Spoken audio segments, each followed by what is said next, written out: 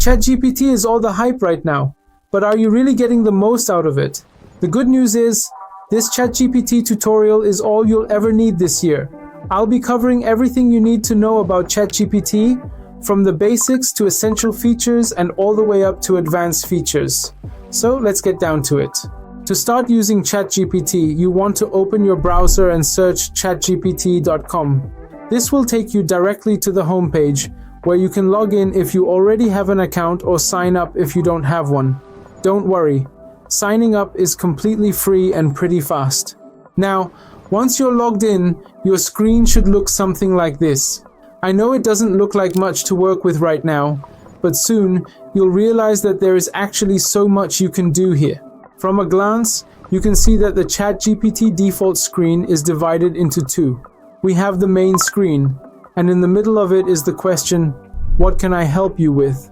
followed by a tab where you can type out your question, or in other words, prompt. Alternatively, you can simply ask your question out loud, as you would with Google Speech or Siri using voice mode. Just click on the voice mode icon located on the right side of the prompt bar. Now, I'm currently brainstorming what to do for my next video, but I still have no idea what it's going to be about. So, let's ask ChatGPT for ideas. Without knowing anything else about my channel, I'd say these are pretty solid ideas. However, keep in mind that a basic prompt like this will lead to fairly generic responses. If you want something more tailored to your needs, you'll need to provide the AI with more context. Let's try that. As you can see, the results are much more refined, a lot more aligned with my niche, and actually are helpful. This is how you create a good prompt. Give the AI as much context as you can to get the response you're looking for. Up to this point, we've only covered the basics. Let's go back to the prompt tab.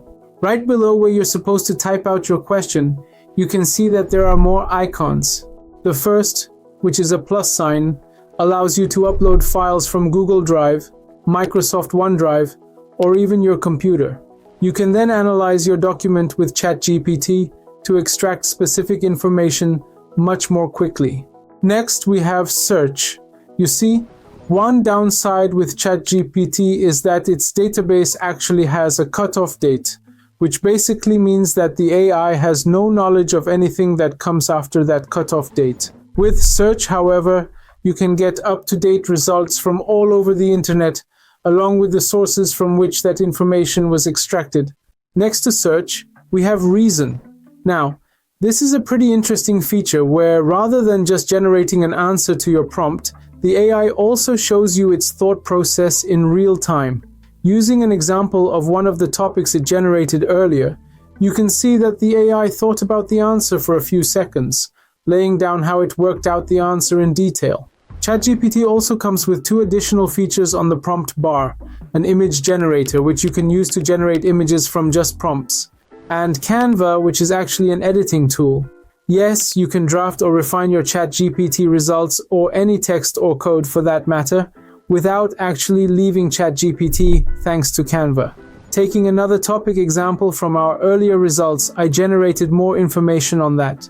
However, I want to make the text more personalized, so I've copied those results on the prompt bar with Canva activated, and instantly I can add or remove anything from the text.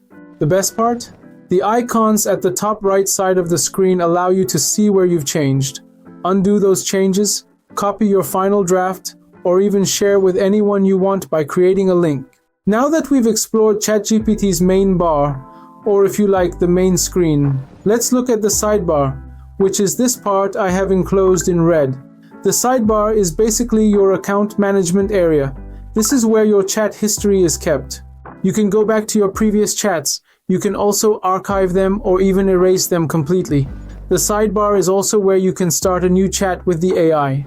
Finally, on the other side of the screen, we have temporary mode, which basically means that your chat won't be saved or used by the AI. Think of it like incognito mode on your browser. There are also a drop-down menu with options to upgrade your plan, customize ChatGPT, log out, among other account settings. That's it for this video. If you enjoyed watching, hit the like button. And of course, subscribe for more videos just like this. And before you leave, I have a must-watch for you, where I explore ChatGPT's new competitor, DeepSeek, and share my thoughts on how it could revolutionize the internet forever. Thanks for watching and catch you on the other side.